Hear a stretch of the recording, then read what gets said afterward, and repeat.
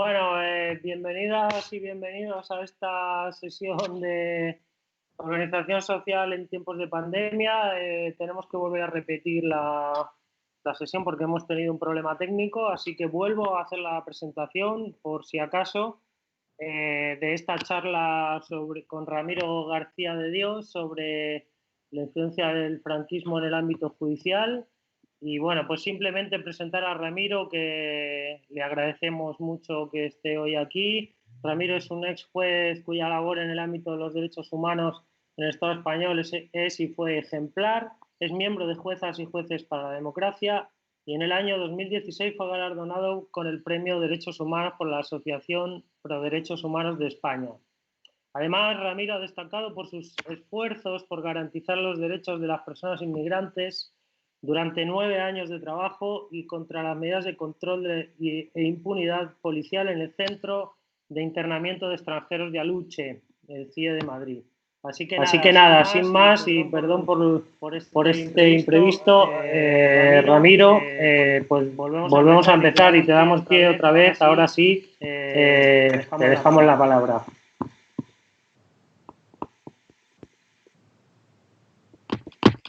Bueno, empiezo ya. Buenas tardes a todas y a todos, Matías, por la presentación. Yo la charla la voy a enfocar desde un punto de vista empírico, es decir, voy a abandonar toda consideración de tratamiento puramente teórico,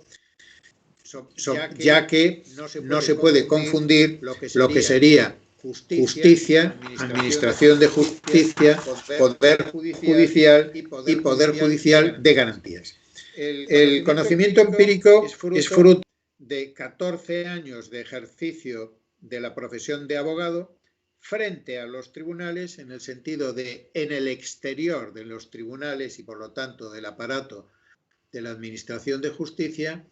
básicamente esos 14 años en su mayor integridad frente a los tribunales como abogado laboralista y como abogado de asociaciones y movimientos vecinales. La segunda parte, que me permite tener un caudal empírico, viene dada por los 31 años de ejercicio de la función de juez desde los tribunales, es decir, desde el interior de los tribunales, también con un espíritu crítico y de lucha para avanzar hacia una sociedad democrática participativa, igualitaria y, sobre todo, teniendo en cuenta que la función de juez cobraba un sentido solo si se comprendía que debía de ser una función de garantía de los derechos civiles, políticos, sociales y culturales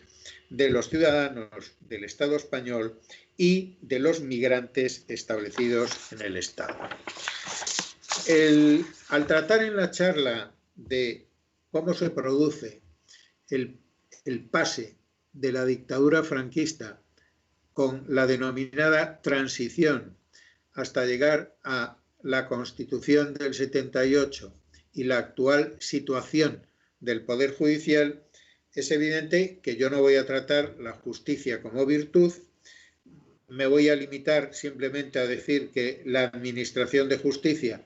comprende el poder de regulación administrativa y por lo tanto incluye las tareas organizativas, el funcionariado al servicio de la administración de justicia, los órganos auxiliares y después la concepción de pura administración de justicia, pura concepción, al pase a poder judicial en la concepción liberal de 1870. El segundo paso sería la concepción de poder judicial como poder de garantías de derechos y libertades. Pues bien, si comenzamos en la etapa republicana y la ceñimos de 1931 a 1939, cuando las fuerzas fascistas acaban con la resistencia republicana, podemos caracterizar el sistema judicial del franquismo en relación con el anterior sistema de administración de justicia y poder judicial como una etapa franquista de represión y depuración de jueces y fiscales. La represión abarcó desde los fusilamientos hasta las prisiones. La depuración, los cambios de destino, las pérdidas de categorías, etc. Se constituye en el franquismo un sistema de administración de justicia en el que la carga fundamental de la represión se va a diferenciar y prolongar mediante la creación de los tribunales militares, del Tribunal Especial para la Represión del Comunismo y de la Masonería y del Tribunal de Orden Público. El Tribunal de Orden Público me interesa destacar que no se disuelve, no desaparece hasta el año 1977, pero inmediatamente, en mi propio 1977, se crea la Audiencia Nacional como continuadora del Tribunal de Orden Público con el pretexto de la lucha frente a la organización armada ETA. Se dota a la Audiencia Nacional de un sistema especial de selección, ya que automáticamente la gran mayoría de los antiguos jueces del Tribunal de Orden Público se pasan a integrar en la Audiencia Nacional. Por lo tanto, si tuviéramos que sintetizar lo que supone la creación de la Audiencia Nacional y su formación, podríamos ver cómo el aparato judicial franquista se mantiene en su permanencia esencial en relación con la represión política. Por otro lado, el conjunto del Poder Judicial creado a través de la transición y de la Constitución del 78 no es un Poder Judicial que responda a las características que debería de responder un Poder Judicial concebido como poder de garantía de derechos y libertades. ¿Por qué? Porque tampoco se produjo una, diríamos, transformación del aparato, de los vértices, de las jerarquías, por ejemplo, del Tribunal Supremo, de los tribunales superiores, de las audiencias provinciales, es decir, de las escalas de mando. Con lo cual, una carrera judicial en los años 77, 80, 90, hasta la actualidad conservadora, va permaneciendo inicialmente con una fuerte resistencia al sistema de libertades que se inicia con la transición. ¿Por qué? Porque precisamente no se produce un cambio de organización que por lo menos dejase sin posibilidades de actuación a esas cúpulas no solo franquistas, sino a sus continuadores neofranquistas. El vértice jerárquico de la carrera judicial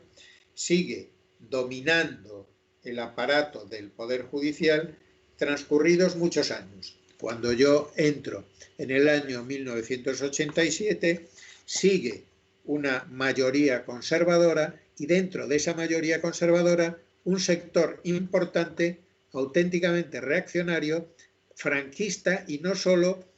lo que se ha venido a llamar franquistas sociológicos, sino franquistas militantes. La legislación penal se mantiene en lo esencial, puesto que incluso en el llamado Código Penal de la Democracia de 1995 se siguen manteniendo delitos clarísimamente políticos, como todo el elenco de delitos de sedición, los delitos contra las instituciones del Estado, los delitos que incriminan las libertades de opinión, de expresión y de crítica, e incluso hay que tener en cuenta la anomalía de la propia Constitución, que en su artículo 117 viene a proclamar retóricamente que la justicia emana del pueblo, pero que se administra en nombre del rey. Ya me diréis cómo se puede administrar justicia en nombre de un rey. La independencia judicial es básica y puede ser entendida en dos sentidos en un Estado democrático. La independencia judicial interna y la externa. Interna en relación con los órganos superiores respecto a los inferiores y la externa respecto al resto de los poderes ejecutivo, legislativo y a los subpoderes, fundamentalmente en relación con el subsistema policial. Pues bien, la independencia judicial en sentido de valor democrático sufre una devaluación o degradación, ya que la política de nombramientos para las jerarquías del Tribunal Supremo, de los tribunales superiores de justicia, de las comunidades autónomas, de la Audiencia Nacional, de las presidencias de las audiencias provinciales, se vienen a dejar dentro de la composición de los dos principales partidos del régimen del 78, es decir, del Partido Socialista Obrero Español y de la derecha, bien la primera etapa de UCD y después del Partido Popular. Como verán ustedes, el resultado es desolador. ¿Por qué? Porque se continúa un sistema ya de poder judicial no solo devaluado, sino con clara tendencia al mantenimiento político del régimen del 78 frente a las luchas de la sociedad civil, de los movimientos obreros y de los movimientos populares para conseguir mayores cotas de libertad y sobre todo en las luchas frente a en relación con el movimiento obrero frente a las patronales. Las injerencias del Ejecutivo no vienen directamente a al plano de la realización de un juez concreto. Las injerencias del Ejecutivo se dan en relación con casos que afectan fundamentalmente en estas épocas que van fundamentalmente por los años del 80, 86, 87, con casos muy concretos, como por ejemplo el caso de la jueza Elizabeth Huerta, que para tratar de investigar un caso de delito de torturas, el llamado caso Linaza, pide citar a una serie de guardias civiles y la Guardia Civil se niega a dar la posibilidad de que vengan a una rueda de reconocimiento para identificar a los torturadores e incluso el gobierno ampara la actuación de la Guardia Civil. Es un caso paradigmático porque además se da en el año 1986. Pero la injerencia más fuerte del Poder Ejecutivo en relación con las actuaciones garantistas de jueces y juezas como la jueza Elizabeth Huerta y otros jueces se da a través de la mano del subsistema policial, que se caracteriza por su beligerancia frente a los jueces garantistas, tanto en el plano penal como en el orden del derecho administrativo. Yo me puedo referir que precisamente el Poder Judicial, en la vertiente de institución de garantías e institución de represión, tiene una tendencia, sobre todo en el ámbito del derecho penal, a destacar la represión precisamente de las clases menos favorecidas que se ven inmersas en desviaciones de tipo, diríamos, delictuales o delictivas contra la propiedad. Se vuelca, por lo tanto, el aparato represivo frente a este tipo de delincuencia, mientras que en esa serie de años que llegan prácticamente hasta el año 2000, no hay una persecución seria de lo que es toda la corrupción sistémica que se produce dentro de los aparatos del Estado y de los poderes económicos vinculados a los gobiernos del bipartito. La jurisprudencia de la Sala de lo Penal del Tribunal Supremo se configura como una jurisprudencia de represión, no una jurisprudencia de garantía o de profundización, ya que lo que hace es utilizar la amplitud de los tipos de delitos políticos para la represión y esto se sigue viendo en la actualidad, con la represión de actuaciones críticas,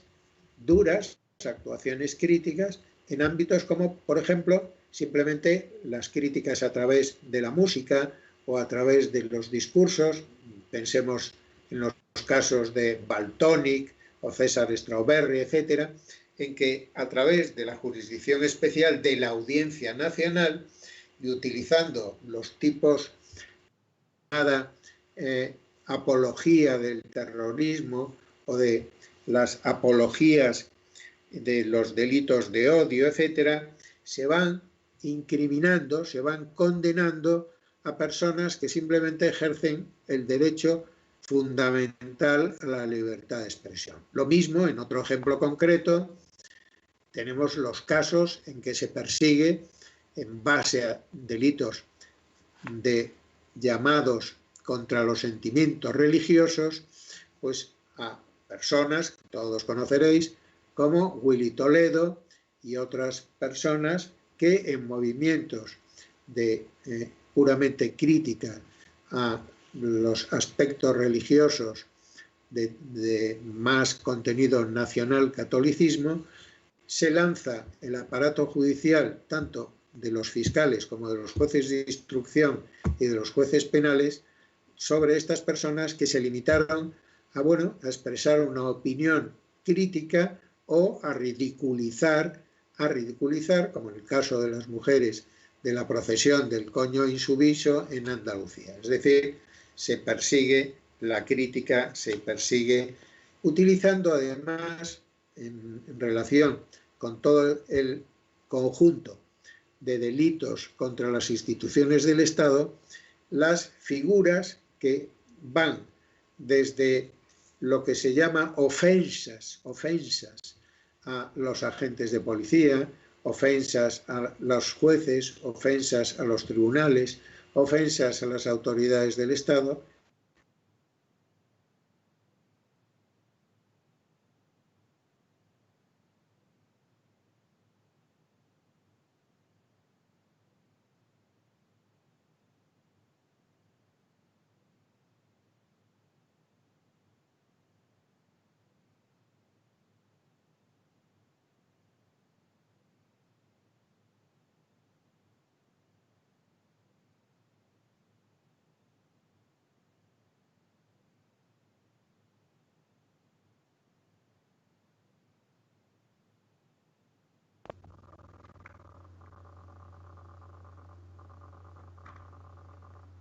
Matías, ¿tienes el WhatsApp de,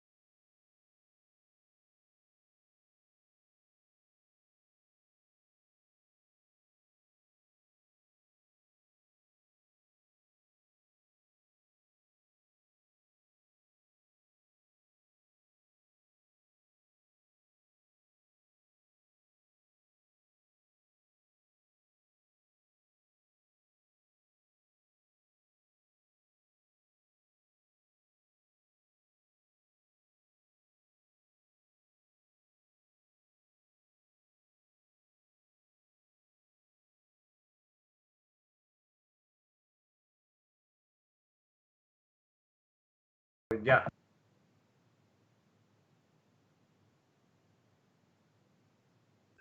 Hola, disculpad las molestias. Estamos sufriendo unos problemas técnicos con la conexión e intentaremos volver lo antes posible.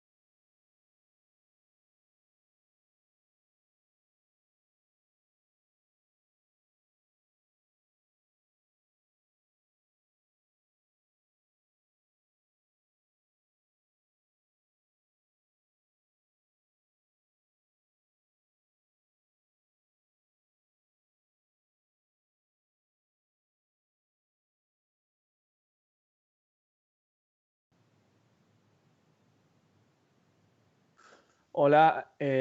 disculpad por las molestias, pero el problema técnico que estamos sufriendo no lo vamos a poder arreglar hoy, así que vamos a volver a intentar este streaming el domingo que viene a la misma hora. Muchísimas gracias por estar aquí y de nuevo disculpad por las molestias.